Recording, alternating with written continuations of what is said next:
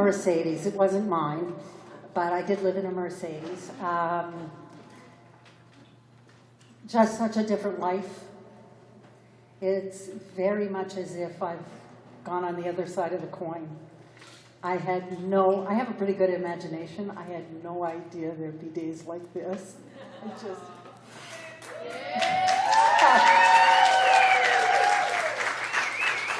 Who would have thought? I mean, the reality is that, aside from the sexual abuse and all that stuff, and starting life going into a French Catholic boarding school, being the only Jew, and now I found my place. I found, I can claim space. I can breathe to the best of my ability despite the emphysema. So this piece, actually, I did this piece the first time out loud here at the Staircase a couple of years ago. But the reality is that I wrote it back in the 80s, I think. And I think the important piece that stuck out for me was that we all heal at our own pace, right? And to never underestimate somebody's ability to shine, including your own, which is pretty much what I wrote in the books, right? So this piece is called Listen. When I ask you to listen and you start giving me advice, you have not done what I asked. When I ask you to listen to me and you begin to tell me why I shouldn't feel that way, you are trampling on my feelings. When I ask you to listen to me and you feel you have to do something to solve my problem, you have failed me, strange as that may seem. Listen.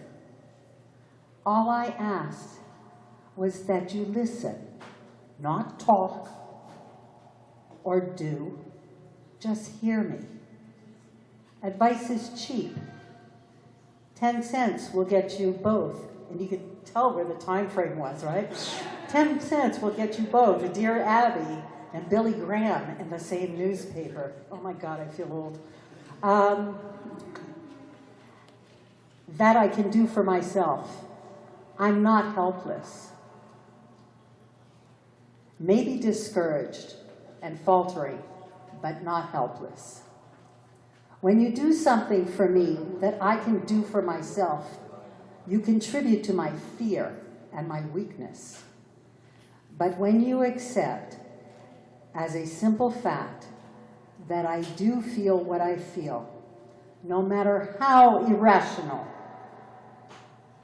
then I can quit trying to convince you and get down to the business of understanding what's behind this irrational feeling.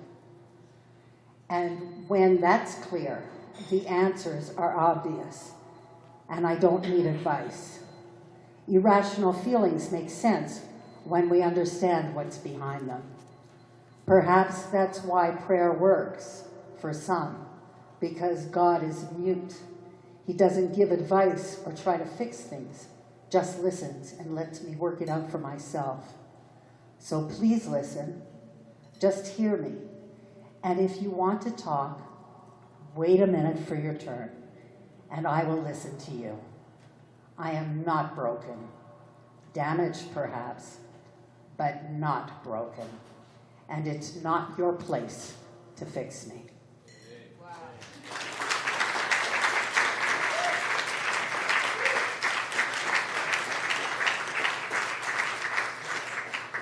Initially, I wanted to apologize because the story is heavy. And I thought about infusing humor into it, and I just wasn't able. I did have somebody tell me they read the first 2 chapters, needed to take a step back and process for a while before they picked the book up again. I am going to there's some cards here from Tracy Mill, who's a great therapist. There are so many ways. There's a trigger warning in the book. And when I thought about trigger warnings, the reality is anything can trigger anybody. The smell of a cologne, a word, a look. And I I think in this society we have a tendency of looking at triggers and wanting to run the other way. And if triggers come up, that's when you process it, become aware of it, and do what you need to do to be safe and to heal. Because nobody can do it for you. I really didn't think I would last to the age of 62, and here I am. I'm a senior, you know. Huh? I'm a teenager? Oh, okay. I'm a teenager with a 20-year-old daughter. I mean, originally when they told me I was pregnant, I was doing inner child work I was at home with, and I thought I was constipated.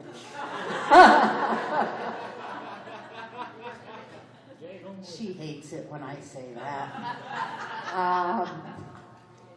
I am so grateful for everything. I just, you know, I know that saying, what doesn't kill you makes you stronger, and you just want to go. I get any stronger, I think I'm going to shoot myself.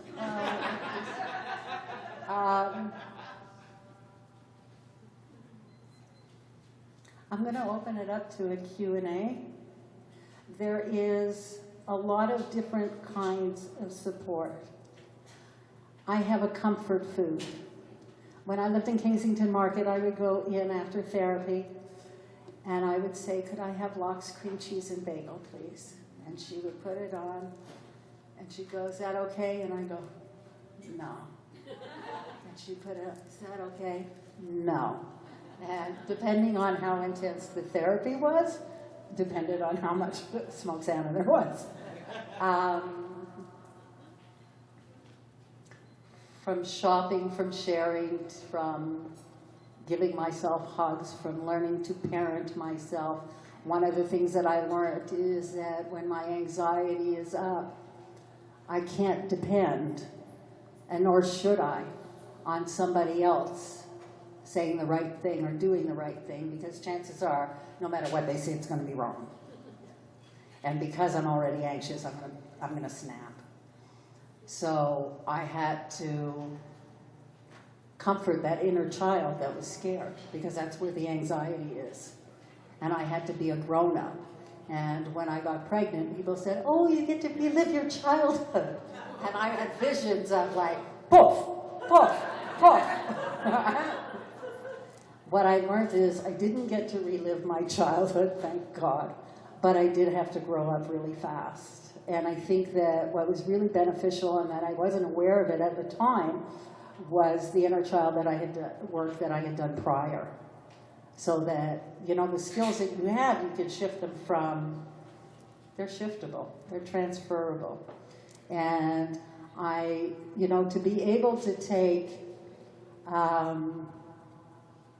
from my experience of being trafficked, which started at, I didn't realize that I was a victim of human trafficking in my youth. So the superintendent, rented me out. I don't think I was 10 at the time. So it was only a matter, you know, you kind of go on that path, right? To be able to take the horrors that I survived and transform it into a one-woman show, Borderline Me, into a book, into a second book that's coming out, probably give me a year. Despite it all, despite it, is truly a blessing. On February 14th, Melanie, another fella, Liam, and I are doing an art installation at the You and Me Gallery. On Valentine's Day, we open up, and it is based on human trafficking. The jar that's there that says pay it forward, and you can see that I was a little overzealous and stuck little hearts all over the place, is actually the money that anybody wants to put in there is going to go to the Hamilton Coalition for Human Trafficking. Because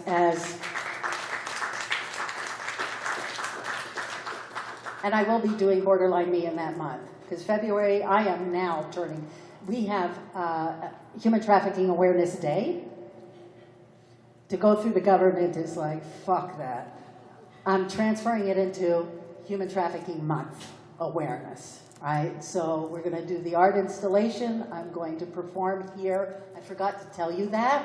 It'll be February. We'll figure out the date. And the proceeds for that will be going to also to the Hamilton Coalition. I think with the Ford government, excuse me for getting political, but with all the crap that's going down, things are only going to get worse, which means we only have to step up to the plate further and stand strong.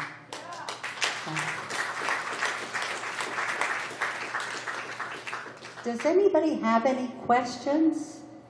Like either about the book or this process? Go for it. What was the writing process like for you after you did the show and then wrote it? I think I had a moment of insanity. I really questioned my sanity writing this book. I mean, I had originally, prior to the show, people said I should write a book. I tried. I wrote 10 pages in 10 years. That's a page a year. And I would get lost and couldn't get back to where I left off. This time I sat down and took out a chunk of a few hours each day and wrote. What happened is a slew of flashbacks. I couldn't remember what I had put in the book. The book was originally going to be titled Borderline Me, The Full Story. Not everything's in there, but I think it's enough to give you a rough idea. And if I hadn't written it, I would have felt like I wussed out. That I wussed out. I mean, for so long, fear blocked my path and kept me where I was. Because I knew there was another side. I just had no idea how to get there. And I was terrified of life. And naturally, I mean, my reaction to what happened to me is natural. Obviously, I ended up an addict. I ended up, working the streets. I ended up working at the Mustang Ranch. That's a whole nother story. And it was grueling. And I hope that the second book is not grueling, because it's going to be all about, kick ass and transformation. It was a lot of work. I hope that answers it. Yes.